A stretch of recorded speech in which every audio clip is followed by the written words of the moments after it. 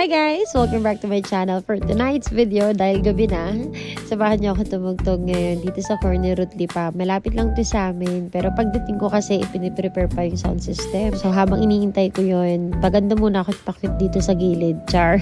Pero na-realize ko talaga, may mga kailangan akong ipasa bukas na quotation sa mga clients para sa banda namin. So ginawa ko muna siya dahil sayang yung oras since iniintay ko pa naman.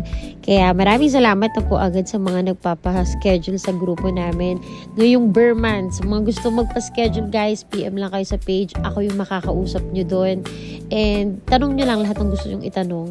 So this time guys, nag-aayos na ako nung natapos yung sound system na ma-set up. So makikita nyo, malaking hamon to sa buhay ko dahil first time na ito, solo lang ako. Sana mag-enjoy yung mga tao. And yun lang yung nasa isip ko. Gusto ko lang mag-enjoy yung mga tao and mag-enjoy ako.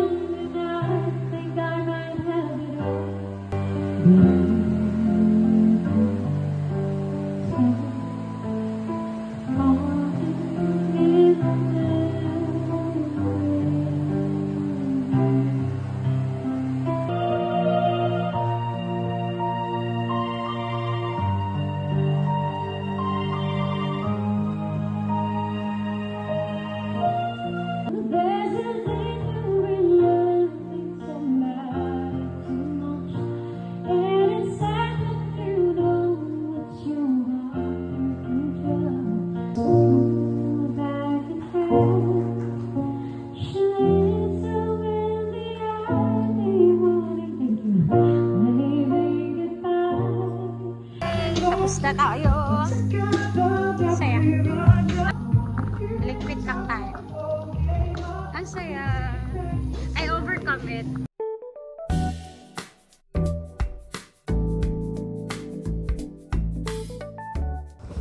Hi guys! So, kakauwi ko lang galing gig.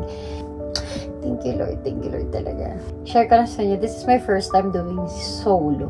Ito yung first time na nag-solo ako, na naka-instrument, tapos naka-tatlong set. Nag-chat kasi ako doon sa kaibigan ko. Kasi sabi ko, pag every time na nandito ako sa Lipa, nagpa-practice lang naman ako. So, para at least yung napapractice ko, na-perform ko na agad siya. Then, dito ko din nalaman na ang konti lang pala nung pondo ko. I realized marami pala akong nasiparang kanta ng male vocalist namin. Kasi sa mga kanta ko, ba't di ako nagsisipar ng kanta ko? Which is, at least I know kung ano yung dapat kong i-priority or i-prioritize. Tapos, sobrang nakaka-proud lang sa sarili. Kasi, it's an achievement for me. Kasi yun nga, so, sa mga nakakilala sa akin, you know naman na baguhan lang din naman ako sa keys. I know basic, but I'm not professional enough sa pagtugtog. I can say that I'm a professional singer, but I'm not a professional pianist. So, I'm so proud of myself.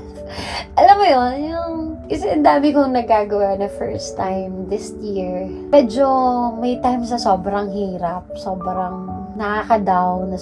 Pero naiisip ko, dun sa mga ginagawa ko from pagpasok from January to up to this moment, yung mga achievement na nagawa ko. Na-fulfill ko yung first time ko manood ng concert, that was Toto.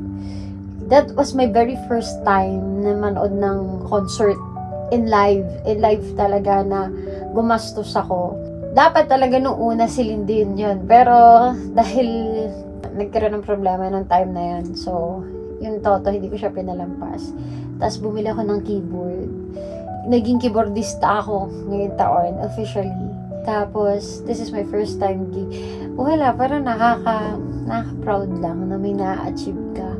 Di man material na bagay, pero experience. It's a core memory talaga.